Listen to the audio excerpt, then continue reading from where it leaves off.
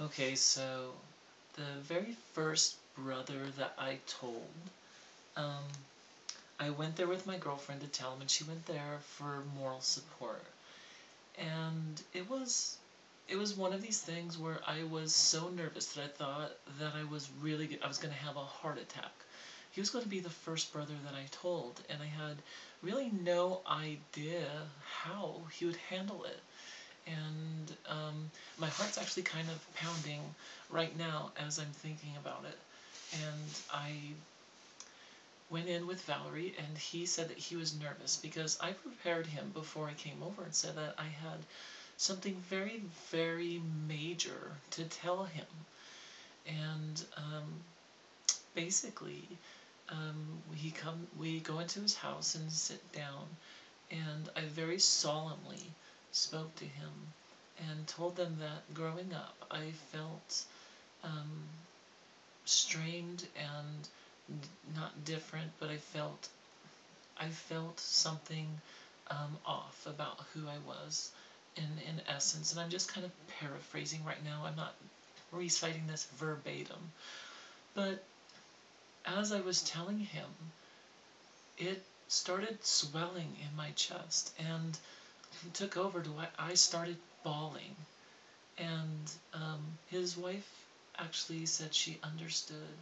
And, we had a discussion about it. And my brother said, "Look, Luke, I have one problem with this." And I'm like, "Oh crap. Oh, what is his problem going to be?" And he said, "My problem is this," and this is how he said it. And he sounds a lot like me. His voice is identical to mine. He says, "My problem is if you transition to look like a girl." He's all, "If you stand up when and your hair blows in my face, I can't stand that. Period. I can't stand that." And he starts laughing like that. And I'm like, "Oh, okay, that's it. That's not too bad." And he's being funny about it, so he must be okay.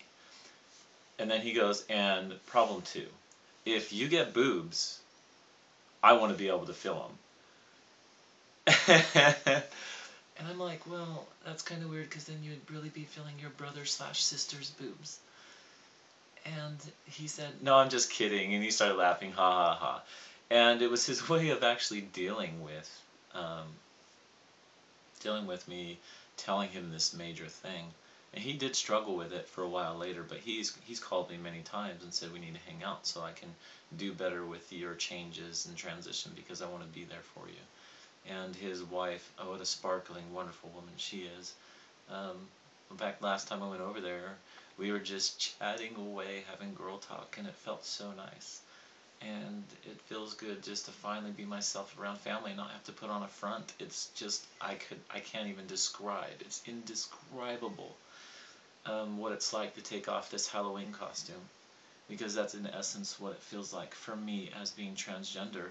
Imagine having to put on a Dracula costume and be forced to talk like Dracula from here on out. To have to do that for the rest of your life, to be go blah blah, I'm gonna suck your blood, and you could never just be yourself.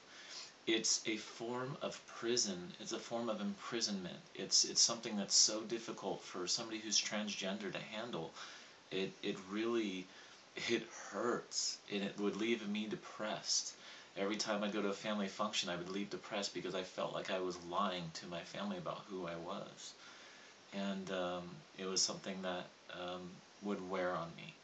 And it was something that just, I actually never want to relive, especially since now that I've come out. Um, but my brother and his wife took it well. And even though they have had their struggles with it like anybody would, I've given them a lifetime of false pretenses of who I am, so they have every right to struggle with it. But the brilliant thing is that they've all struggled in the direction of, well, at least this brother and his wife have struggled in the direction of being there for me. And I have to say there's a lot to be said about that. and I am so thankful to be able to speak like this now and to be more myself. So that's the video of how I came out to my brother and how how he reacted to it.